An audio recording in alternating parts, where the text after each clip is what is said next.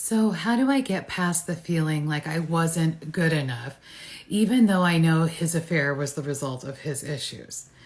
Thank you for asking this question. And it's interesting. Several people have talked to me today about not feeling good enough. And what I want to say to you is there's no person that's good enough that would make somebody who wanted to cheat not cheat. Because the feeling of wanting to cheat comes from within them. No single person is going to override those feelings, right?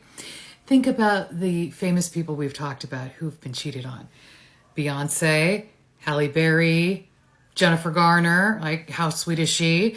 Princess Diana, Hillary Clinton, complicated example. Tons and tons of examples, right? So there's so many amazing examples of people that have been cheated on. And by the way, there's probably plenty of men that have been cheated on too, and we just don't know about all of it. So I say all of this because I really want you to know that it's not your fault. You're not the reason your partner cheated. Your partner cheated usually because there's this kind of affair Bermuda Triangle going on. They're not feeling good about themselves. They are, dealing with some kind of depression or anxiety, or it could be PTSD or, grief. It could be any number of things. So they're not feeling good.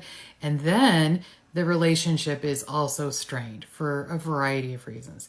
Then there's this third component that tends to happen that forms the final part of the triangle, which is there's some trauma or some trigger that happens that makes the person feel like they're in so much pain, they need to do anything to try to relieve that pain. They need some kind of painkiller.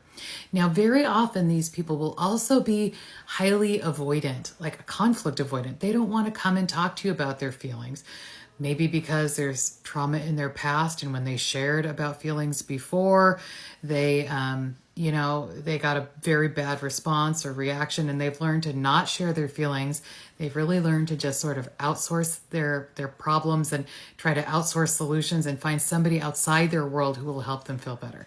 So this is all a lot of talk to just say, it's not your fault. You didn't necessarily do anything wrong. The choice to cheat is always the wrong solution to the problem.